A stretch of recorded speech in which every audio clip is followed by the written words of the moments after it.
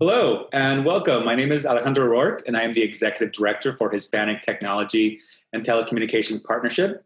HTTP is a CEO roundtable of 16 of the country's oldest and largest Latino civil rights organizations who work in coalition to promote access, adoption, and the full utilization of technology and telecommunications resources by the Latino community across the United States. Through our community engagement, congressional education, and by serving as a national voice for Latinos in tech and telecom policy, HTTP member organizations work to support the social, political, and economic advancement of Americans of Latino descent by facilitating access to high-quality education, economic opportunity, and effective healthcare through the use of technology tools and resources. So before we begin today, I want to invite all of our friends who are tuning in live on our website to join the conversation by using the hashtag HTTP inclusion or HTTP policy. We will be checking in on Twitter throughout our dialogue today and have set aside some time during our live happy hour to answer some of your questions. So as we get started, I think that it's important to consider how the internet and its many benefits continue to transform every aspect of our lives. It has revolutionized communications. It has become the primary access point and the preferred medium for almost everything that we do. And with it, access to information, knowledge, and learning like we've never experienced before throughout the course of human history. It has brought us closer together, allowed us to communicate with each other regardless of geographical distance, and it allows for greater collaboration, the ability to work from home, and for companies, access to a global workforce.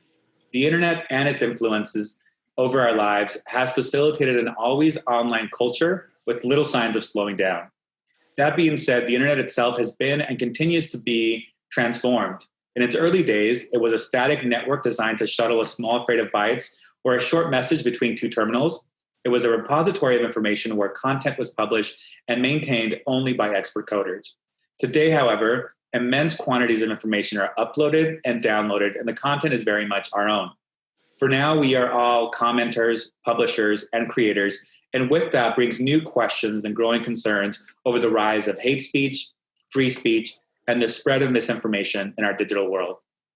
Today, we are joined by Chris Lewis, CEO of Public Knowledge, Yosef Getachew, Director for Media Democracy Program at CommonCause, Vanessa Cardenas, Senior Policy Advisor for LULAC, and Adrian Chavoya, Director of United We Dream's Disinformation Defense Project, and Carlos Gutierezz, who is the Policy Counsel for LGBT Tech, for a candid conversation about civil rights, digital privacy, and the future of Section 230. So thank you all so much for taking the time to join us today. Vanessa, I kind of want to start with you. You know, working at LULAC, one of the oldest Latino civil rights organizations in the country, you really are kind of working and have a unique perspective into the way that the Latino community and immigrant communities are experiencing the internet, right? And how they're experiencing, I think, the rise of misinformation, maybe voter suppression online, or most kind of concerning is the rise of kind of hate speech that oftentimes translates into real life violence. So do you mind kind of sharing us a little bit about kind of your perspective and what immigrant communities are experiencing online today? Sure. Thank you, Alejandro, for bringing us together, and thank you to HTTP for fostering this conversation, which I think is super, super timely. As you mentioned, LULAC is the largest and oldest Latino civil rights organization in the United States, and we fight every day for the civil rights of Latino communities across the country. And I think that it's really important to have this conversation to provide a little bit of context on why this conversation about disinformation is so important today, particularly in the context of having an election year this year, where our community is going to play a pivotal role. So as you know, Latinos already face a number of barriers when it comes to voting, be it because of the lack of information, because of language barriers, and also because our folks are very young. The average age of a Latino is like 25 years old compared to the rest of the population, which is like 45 years old. So it's a very young, very, in many ways, sometimes isolated community from sort of the information that we need. And add to that the layer of COVID-19, which is right now what our community is going through, And I know that all of us that are on the screen right now have read the articles about just the disproportionate impact on our community. And at LULAC, we are dealing with that every day, hearing from our councils about the number of community members who are losing their jobs, who are losing their homes, who cannot afford to pay rent. So my point being here is that not only are we dealing with sort of the longstanding barriers that we had to voting, but now we're dealing with the public health and an economic crisis, right? That's adding to this anxiety. And now we have this added issue of disinformation around not just the election, but around COVID, and also around sort of the racial conversation that we're having. And this is having real impact on our communities day in and day out. And I think it's really also important to clarify disinformation is really an effort to really harm communities. It's an intentional effort to undermine our institutions, to undermine the truth, right? To the notion that you cannot believe anyone. So disinformation is not just something that happens. It's a concerted effort by bad actors, and nowadays driven mostly by domestic actors who are trying to create havoc and really just create mistrust, not just about each other, but about our democratic systems. So when you see it in that context, you can really understand how harmful this is for our folks. And this year, we have been at LULAC, we have been tracking this, and obviously we are very much in touch with our councils. We have over 1,000 councils nationwide in states like Texas, Florida, Puerto Rico, and other key states where there's a large Latino community. And what we're seeing in terms of this information are just a couple of narratives that really jump out at us. One, there's a huge amount of disinformation on vote by mail, or just the effort to create, again, mistrust about how our election system works. So there's an effort to amplify any type of information that relates to, why voting by mail is untrustworthy, right? Or why, people might not be able to trust that the voting office is going to count their voting ballots. So there's definitely a huge sort of effort to just amplify those stories that, again, seeks to create a level of distrust on whether our systems, our election systems work. The second trend that we're seeing is around socialism. And I know that this is something that, especially in a state like Florida, which is so important to this election, is where we're seeing it the most. But we are seeing, for example, these themes that Democrats are socialists, that Bernie Sanders is a socialist, and that he is influencing Joe Biden, that Alexandria Ocasio-Cortez is a socialist, that she just wants to, her ideas want to take over government, and just this notion that socialism is taking over our country, which, as you know, is very triggering for some communities that have actually left authoritarian regimes. So this really, I think this theme of socialism really is targeted to those communities to really, in many ways, even psychologically, just take them back to the places that they came from. So it's something that we're seeing a lot online. And the last trend that we're seeing, which to me, they're all bad, but I would say to me, this is the one that angers me the most, is this racial tensions. This information. And we saw this especially around the Vanessa Guillen case. As I'm sure most of the viewers know, Vanessa Guillen was a soldier in Fort Hood, Texas, and she was murdered. And Army officials were not doing what they needed to do to find out what happened to her. But it ended up that now there's a suspect, and the suspect is African American. So around that case, there was so much disinformation that sort of sought to portray African-American people attacking Latinos. And they would use the Vanessa Guillen case as an example of that. And that connected to sort of the Black Lives Movement and just portraying the Black Lives Movement as violent, as looters, and so on and so forth. And again, just trying to drive the message that Latinos could not trust Blacks when we know that there are Afro-Latinos among us, right? So there's this notion that there's this divide between communities. And we've also seen that in the last few weeks, actually in Florida, between the Latino and the Jewish community, which again, as most of us know, there are a lot of Latino Jews among us, right? It's not like you can divide us, but these racial tension pieces are super damaging, not just in the short term, but I think also in the long term. And this, again, bad actors that are preying on fear, preying on just our vulnerabilities, it is something that it is incredibly detrimental for not just the Latino community, but I think for all communities. So the question for us is, what we can do about it. And one of the things that we have been really proud to join at LULAC has been the Stop Hate for Profit campaign, which seeks to hold Facebook accountable and to really just ensure that Facebook stops promoting hate. And there are many ways that Facebook can do that. One is just by virtually eliminating these close groups where there's a lot of extremism and white nationalism that sort of fosters community within Facebook groups. So the Stop Hate for Profit campaign, again, is a coalition of civil rights groups, including LULAC, Bad Color of Change, ADL, the National Hispanic Media Coalition, and others. And again, our goal is for Facebook to take common sense steps to address just the racism, disinformation, and hate that prevails on its platform. And I would also just end by saying that, obviously we all have a role in stopping disinformation. One of the themes that I did not mention, but we also know that it's also super rampant in terms of disinformation online, is around COVID, right?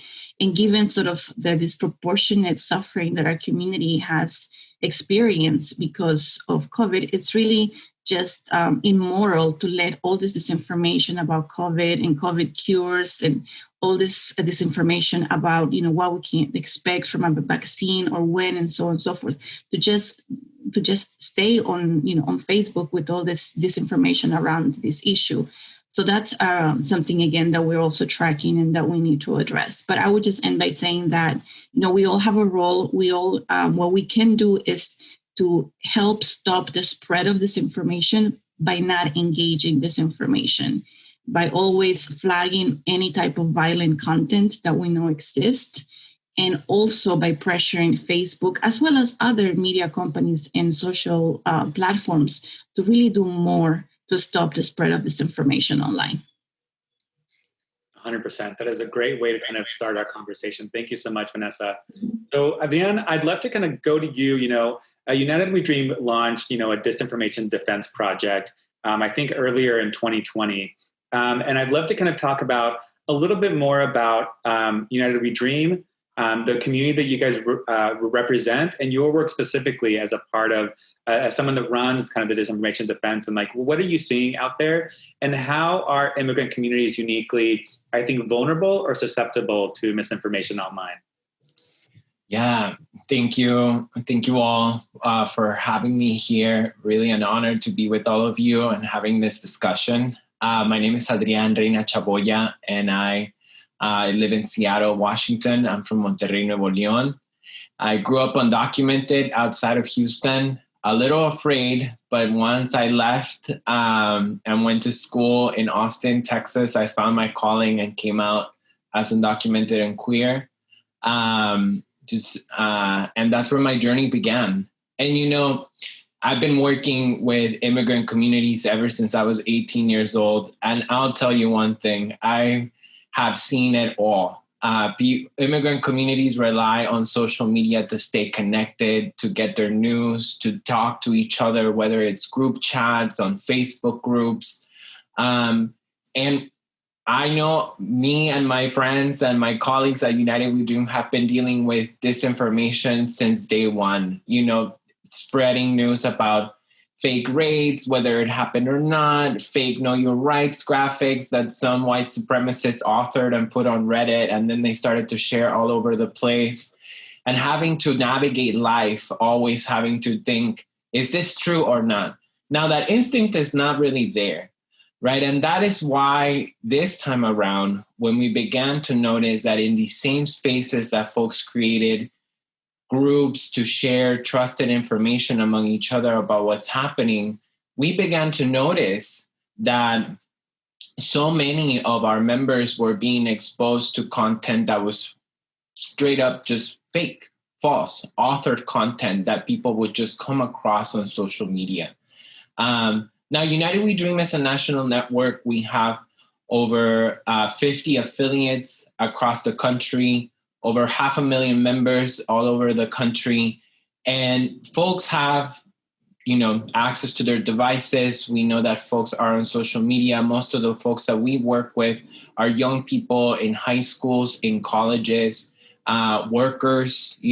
All of these conversations are also happening offline where disinformation spreads. So we thought, what better way for us to start ensuring that people have good information and actually defeat disinformation by circulating good information and create counter narratives that people can engage with.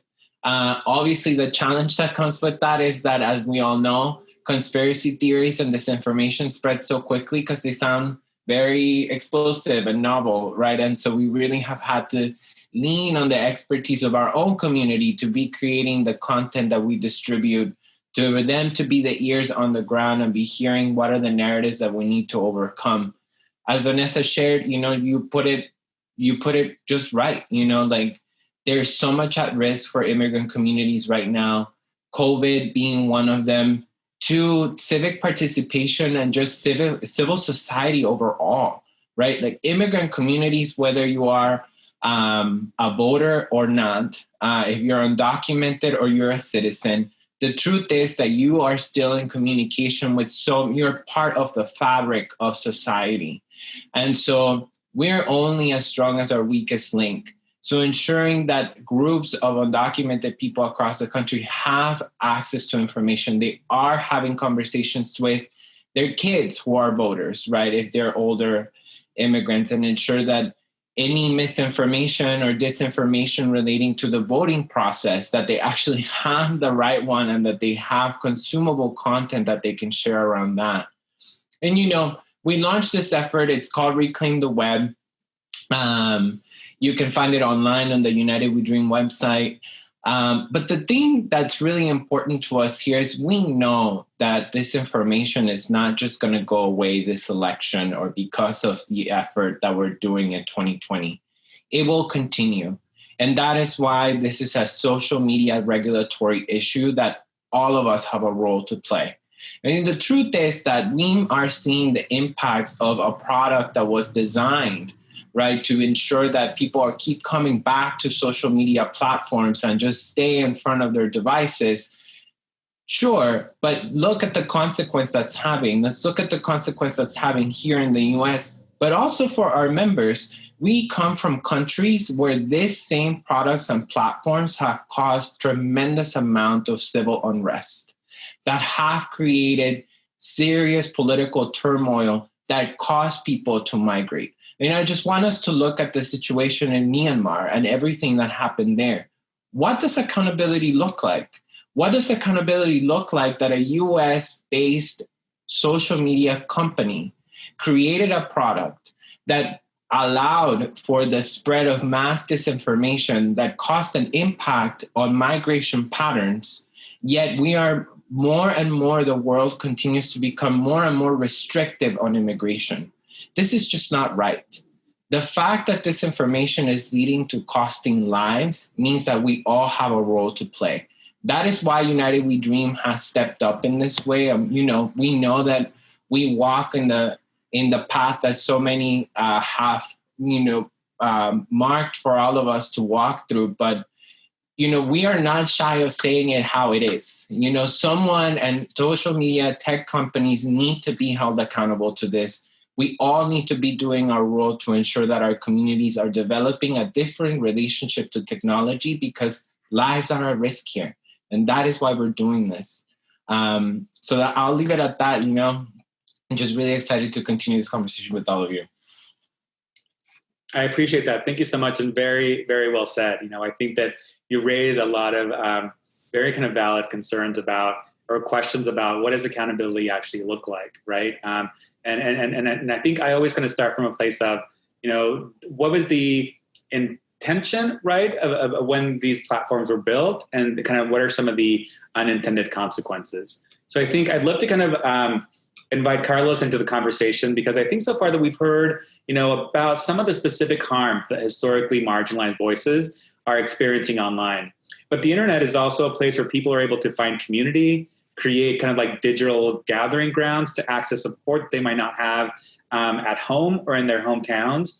And foundational to that experience is the protections created by Section 230 of the Communications Decency Act. So as someone that works specifically with the LGBTQIA+ community, could you share with us some of the positive impacts of the protections like Section 230 afford, and how you think, and how you're beginning to kind of think through this kind of like dynamic kind of policy concerns and their intended and unintended consequences?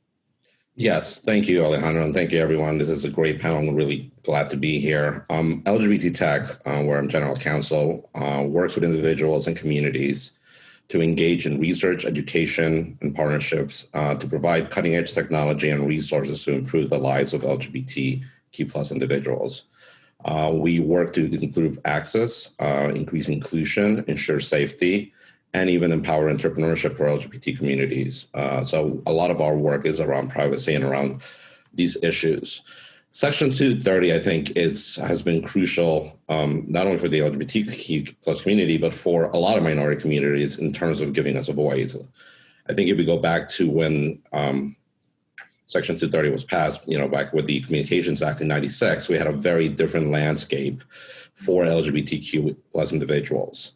To steal from Senator Wyden, one of the writers of the safe harbor provisions of Section 230, Section 230 provides intermediary internet companies with a shield and with a sword in order to kind of control content. And the shield is that internet companies are not liable for the speech of third parties on their site, which is what allowed chat rooms and kind of conversations to flourish online.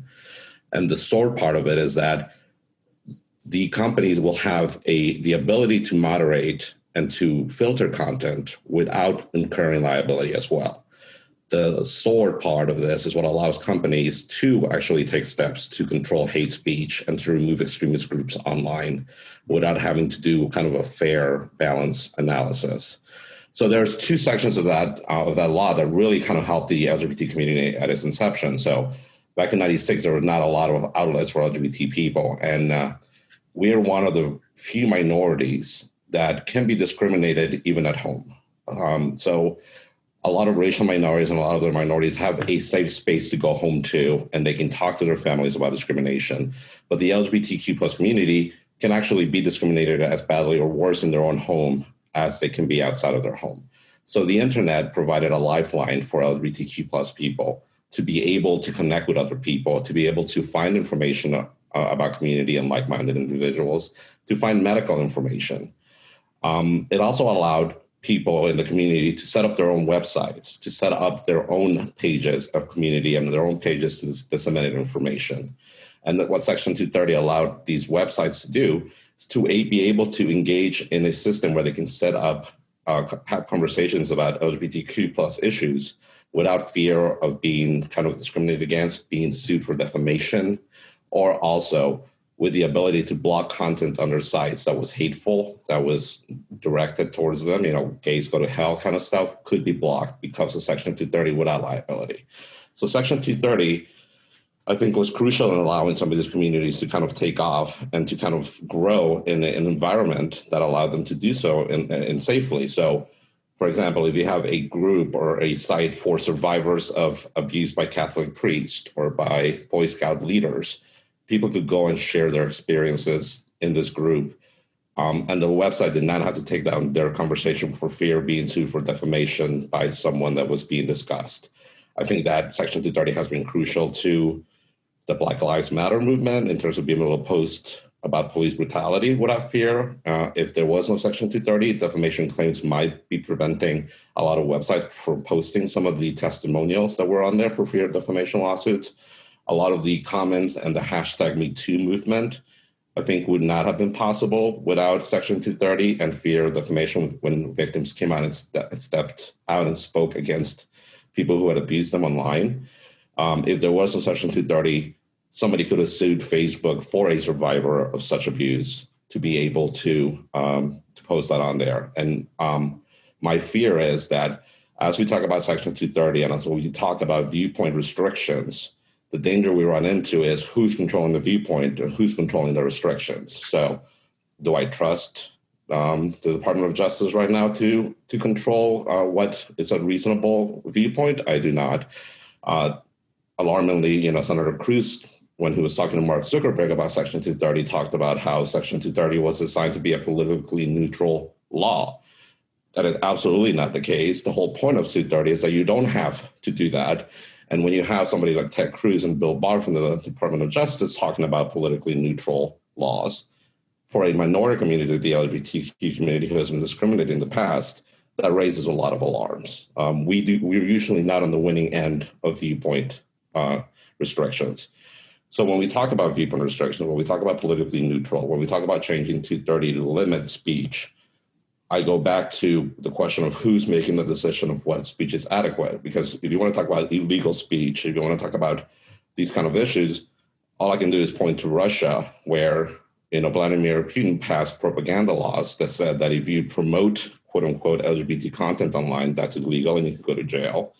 So speech, again, is in the eye of the beholder. And the reason that these laws are coming up now, and the reason that the executive order that Trump passed happened the day after Twitter fact-checked him on one of his tweets, does not give me a lot of confidence that the intent of these laws is for neutrality. It is to suppress speech. It is to elevate speech that the people who are passing these laws want to be heard, not to increase a viewpoint across the community. So I think 230 is an important weapon for marginalized voices to be able to be on site and not be discriminated against. Yeah, thank you. Thank you for sharing that. And I think for sharing how, the LGBTQIA community is impacted by kind of like the protective shield of Section 230. So Chris, I'd love to kind of go to you because, you are kind of like my go-to kind of resident expert on 230.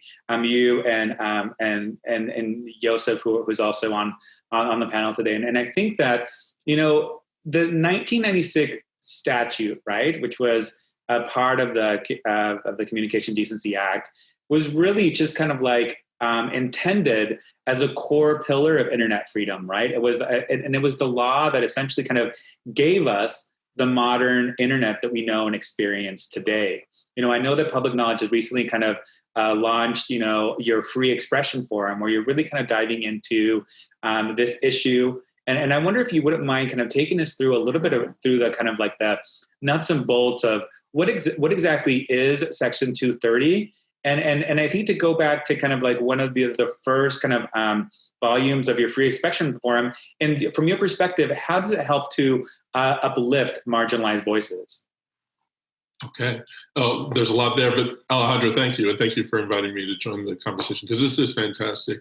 And you're right, at Public Knowledge, we're a nonprofit Washington-based group that advocates for an open internet, advocates for free expression online, advocates for affordable access for everyone to communications online. And because of that, we've been working since our inception, about 20 years ago. We've been working to protect Section 230 because when it was created created to help promote free expression, to promote free speech online. And I can't agree more with what Carlos had to say. The law was there to ensure that the companies that were nascent companies, we didn't have dominant digital platforms, and we had these nascent social media companies. Some of them don't exist anymore. Some of them have grown up to be huge. And we hope more will continue to come along, but these nascent companies needed to create a space, or were creating a space for anyone, no matter how small or how independent you might be, to speak online. And this was revolutionary in the 90s because we have to remember what media was like back then. Everyone was wowed at that time because we had hundreds of channels on cable television. And before that, we just had the 3 broadcast channels. But still, even with those hundreds of channels, average citizens, average people had to ask for permission or had to jump through hoops in order to tell their own stories, to speak in their own voice about their own communities. And the internet allowed that and allowed platforms to compete for that sort of organizing, that sort of community building online. And the unfortunate thing, and I love what Vanessa had to say. We just, Public Knowledge a few weeks ago gave an award to the Stop Hate for Profit campaign because I believe that the push that they're making and the push that others are making against disinformation, against hate speech is critically important if we're going to be able to keep the benefits of the internet, the benefits of Section 230 that we've had since the mid-90s.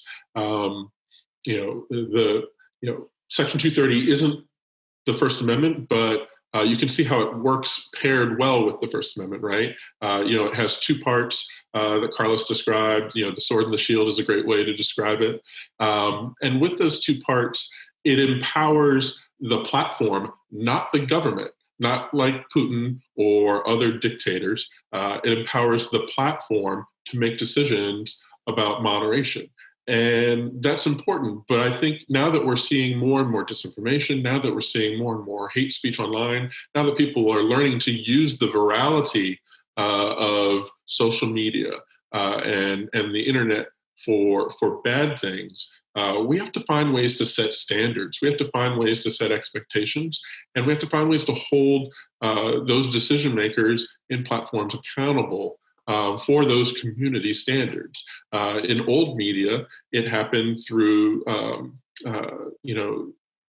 was the FCC with standards for content on broadcast. Then we saw that relax with cable, but still people had choices in the marketplace. And now that we have dominant digital platforms where people feel like they have to be on a Facebook because that's where their friends are, or they have to be in the conversation on Twitter, we need to promote the ability for the users of technology to have choices in the marketplace, to be able to choose a smaller platform if they want to.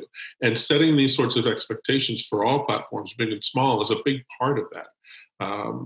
230 is meant to promote free speech. It's meant to work hand in hand with the First Amendment. As we look at the harms that we're seeing these days, we need to really carve a wall policy-wise around those free expression protections that 230 protects and make sure the solutions that we come up with don't impinge on those values so that we don't lose the democratized speech that we've won over the years. I think there's a lot of ways to do that. I think, setting standards and demanding certain standards in content moderation is one, like Stop Hate for Profit. But there's other things we can do. We can promote trusted sources of information against people who are trying to twist and distort the truth through disinformation. We should applaud and encourage when people are fact-checked online. We shouldn't overreact. I can't agree more again with Carlos that Section 230 is not meant to be politically neutral. It's meant to allow the company running the platform to set a standard. And hopefully that standard reflects the community standards. And if it does not, by the way, and this is a controversial thing to say sometimes, if the platform does not meet that standard, like say what we see in an 8chan or what we see with the hate speech and disinformation on Parler, that platform has a right to exist. And folks are empowered as users to make the choice to move there if that's the sort of community they want. But I think we have a responsibility to stand up for safe spaces and to ask as many platforms as possible to live up to these basic community standards against hate speech and against disinformation. It's a challenging world when more and more people have the power of the internet and the power of virality to spread lies. And if we're going to continue to have the government stay out of those decisions and not head down a path like we see in Russia or we see in the crackdown on the Arab Spring or other places, we're going to have to inject a level of responsibility into the dominant community spaces that we have. So it's a challenging time that we have. And, I start in public knowledge, we start from a place from promoting diverse voices and promoting the opportunity to tell your own story. The original intent of a Section 230 that protected platforms to create that space. But we can't ignore that there are harms that have now come as people have used and twisted that power. Thank you so much for that. So Yosef, I want to kind of bring you into this conversation because, right now we've kind of talked a little bit about the harms, a little bit about the benefits, and, just kind of help to kind of better define the intention of Section 230, really. And specifically, I think the Section 230, when we think about our online ecosystem, is kind of like Chris said, a little bit kind of the equivalent of kind of like the First Amendment to protecting, free speech online. I mean, certainly here in the United States. So I think that, the question that comes up is Section 230, has it resulted in the outcome that we want to see, right? And is it the only tool in the toolbox that we have to kind of mitigate some of these emerging harms that are kind of happening online? Would love to hear a little about your work at Common Sense and kind of how you're kind of thinking through this specific issue. Sure. Thanks to Alejandro for hosting us and doing this Digital Inclusion Summit at a very timely moment in our nation's history. So my name is Yosef Getachew. I'm the Media and Democracy Director at CommonCause. CommonCause is a nonprofit organization that's focused on democracy reform issues and really holding power accountable and ensuring that we have an equitable democracy that works for everyone. Our Media and Democracy program is really designed to work at the intersection of technology issues and democracy.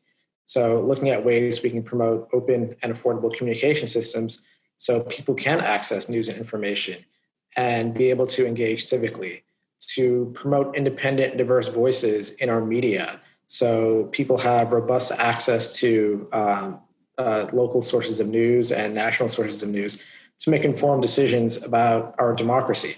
And of course, now it's more and more looking at how do we hold social media platforms accountable, given how dominant they've become in our society and economy and democracy, and the way bad actors are really exploiting ways they can use social media to undermine our democracy through hate speech, disinformation, and online voter suppression. So to get to your question, Alejandro, about 230, I co-signed a lot of what Chris and Carlos were saying about the intent of 230 and the role of 230. It's without a question that Section 230 was intended for platforms to create a space, an ecosystem to facilitate conversation and to facilitate the free expression of diverse voices and independent voices who, as Chris was saying, had struggled to get on through traditional media. And for the most part, up until recent times, the platforms have been able to use Section 230 to facilitate a lot of civic engagement and social movement. As Carlos was saying, it was without 230, it's very unlikely that we'd be able to get a Black Lives Matter movement or a Stop Hate movement or other types of civic movements. And that's something that we need to further encourage, particularly now when a lot of our communities are being marginalized and discriminated against. But it's also clear that when you look at the spread of disinformation and online voter suppression, platforms can be using Section 230 as a way to hide behind their content moderation decisions, as a way to say, well, we think this policy that we have is okay, even though there is voter suppression that remains on the platforms. And so the question becomes, are there ways that we can move the platforms to make better decisions? And what tools do we have? Is 230 the only tool, as you were asking? And 230 as on its own can be a tool, but the question becomes, how do you reform it in a way where you don't undermine the intent behind it, the intent to create more diverse voices, the intent to facilitate more communication online? And that's a hard question. And, I don't think there have been any strong proposals out there at the moment that get to that question. So then we have to look at what are the other tools that we have? And we have to look at how are platforms really designed for bad actors to take advantage of disinformation and on online voter suppression. And the first question that is pretty obvious is that these platforms collect vast amounts of data on their users. That makes it ample ground for people to target individuals, to target communities with disinformation. So privacy is definitely a tool that we can use to actually put some safeguards around content moderation. Policy provisions like preventing platforms from engaging in predatory data practices, to prevent them from engaging in data practices that allow actors to facilitate online voter suppression. The right to access, correct, and delete information is something that we need to be promoting. And now is a time when we have no privacy protections at the federal level, which makes it much easier for bad actors to go on a Facebook or a Twitter and figure out how they could use the vast amounts of data platforms have collected to spread disinformation. Competition is another area that we need to look at. As Chris was saying, these platforms have become very dominant in our society, and it's becoming increasingly difficult for new entrants to get into the space and create a competitive playing ground. So how do we facilitate a competitive marketplace where if you're not happy with how Facebook is spreading disinformation, you can go and take your data to another platform and get similar benefits or get similar products to communicate with your friends. That's something that's been very difficult to do in a marketplace dominated by a few fields. And when you look at how platforms are structured, it's getting even difficult to have the dominant platforms effectively moderate content. If you look at Facebook, where there is a public-facing component where you can just post on your personal page and make it public if you want to, there's also a private-facing component where you can engage with various groups. And as Vanessa was saying, some of these groups are thousands to tens of thousands of people that are spreading disinformation. And then you have the advertising component where you could actually advertise disinformation content the way our president is doing right now with the election. And so when you have one platform that has this three-headed beast where you could spread disinfo in a number of ways, it's really hard to moderate that for any company, let alone a company with 2 billion users. So what are the policies we want to push through competition that we could use to facilitate a more competitive playing field? One other point I want to raise, Chris mentioned authoritative sources, which I totally agree with. So we have to look at how we are actually uplifting authoritative sources and how we're uplifting credible journalism. As a lot of us know, we're going through a massive journalism crisis right now where journalists are losing their jobs left and right, and particularly at the local level where a lot of local news sources are shuttering. A lot of these sources are actually serving communities of color and other marginalized communities as a trusted source of news and information. And if we don't figure out ways to actually uplift these sources, to provide them with adequate funding, adequate resources, to share credible information, to inoculate users from disinformation, then it becomes much harder to actually stop the spread of disinfo. So we do have a lot of tools in our tool chest. It's not just Section 230, although that is one of the most talked about issues right now. So how do we look at this holistically and in a way where a lot of our organizations can be involved in the discussion as to stopping the spread of disinformation? Thank you so much for that, Yosef. And I think that I want to kind of continue to kind of flag, something that you mentioned about competition online, right?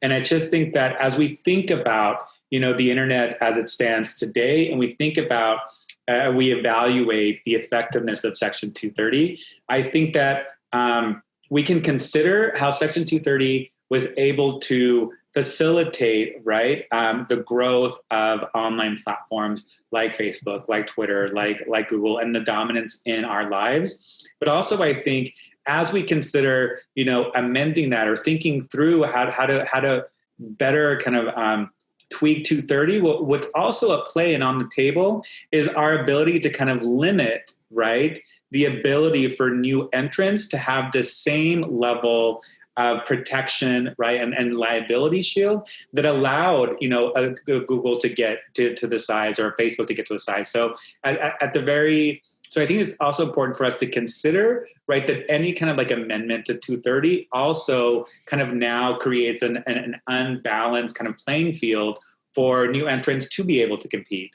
And I really would love to kind of take it back to Adrian and Vanessa, because I'd love to kind of hear, as we talk about kind of platform accountability and platform responsibility, what does that look like from your perspective? Like, what are the concrete steps that you two would like to see from the platform side? What actions can they take to ensure that we're mitigating some of the harms that you're seeing online? Yeah, I mean, maybe I'll start, and I know Adrian will have more thoughts here, but, I think for us, at the end of the day, we want to see a response that's proportionate to the impact and at scale, right? And I think that Facebook, for example, has taken good steps, but it's not proportionate to the impact they're having, to the harms they're causing, right? And given the resources, its reach, and it just needs to do so much more. So I think in terms of specific steps, first of all, will be finding and removing hate groups. There's a ton of hate groups on Facebook. These are closed groups, and they need to take those down. The other one is that they need to take down any factual disinformation around, for example, voting. Right, that's a simple thing that they could do. And again, I shouldn't say simple, but I think there are specific things that these are hard decisions, but at the same time, given the harm that it's causing, it needs to sort of act on that. There's a lot of conspiracy theories, for example, around the Holocaust.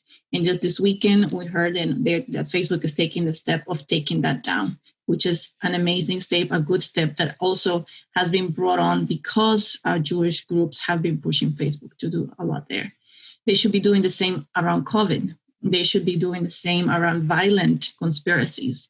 They should be doing the same around climate disinformation, climate denial, which is, again, something that's really rampant.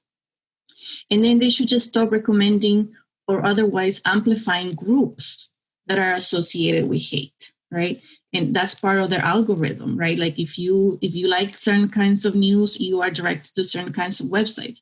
But what that's creating is just growing the ranks of groups that are promoting hate speech and just violence in general. So I think those are some specific things. They should also do more. They just should have more people that are flagging and identifying this content. And I know that they already have a team, but again, we don't think it is proportionate to sort of the impact that they're having, and that needs to be. Another specific recommendation that the Stop the Hate for Profit campaign has made is to have a senior level, C-level suite, civil rights expert that can help direct Facebook about how to identify, create better practices so that they can identify this information. So I think from our side, those are some of the steps we would like to see Facebook take. Thank you so much. What about you, Adrian? Yeah, I mean, everything, Vanessa, you mentioned is like, we echo that 100%. And I also think that like one additional thing is, look, the harm is done. There has to be a point where we all come to the table and it's almost like a truth and reconciliation, like conversation that has to happen, right? Like, because this isn't just simply about, they design a product that had this impact and okay, let's make these changes now.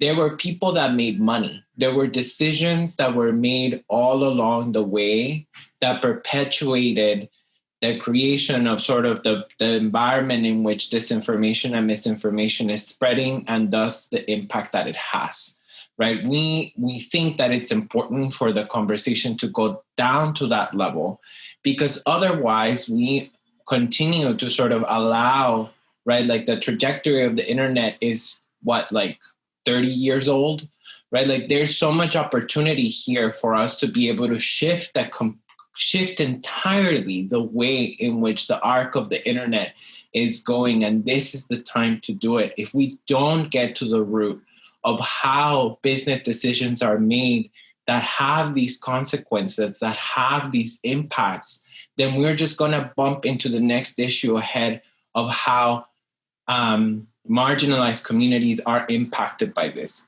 One simple thing, like one simple challenge. I know that it's very novel to say, like, we want an internet for all. And quite frankly, while I'm here for that because it sounds really rosy and it sounds amazing, I don't want an internet for all. I am not okay with the idea of white supremacists who are legitimately using online tools to scheme and find ways to hurt our communities and oftentimes take our lives, do things that actually put us at risks. And so I don't have the solution. I am not saying that we need to ostracize or create a totally different internet, right? Like I'm here to have the conversations, but this is the type of conversations we need to have, since the internet has basically become a staple in our lives. Then let's really talk about it. Do we really want an internet that allows for everyone to be able to come up with whatever they want? I think we need to have more nuanced conversations than that in the debates that we're having. Thank you so much. This conversation, and I knew from the beginning we were going to end up with more question marks than concrete, solutions. And I think that's all that we can do is ask the tough questions, hold companies accountable, and just ensure that we're kind of raising our voices. So I want to just take, as we wrap up, thank you to Yosef, to Vanessa, to Adrian, Chris, and Carlos. Thank you so much for a great conversation. To everyone that's joining from home, please make sure to follow all these incredible advocates on Twitter and on social media. I will make sure to link their information in the bio below. And also, please make sure to follow HTTP on our social channels at HTTP Policy to be the first to hear about our upcoming conversations presented as a part of this year's Digital Inclusion Summit. So until then, please remember to tune into the conversation, speak out, and stay connected because the future needs our help.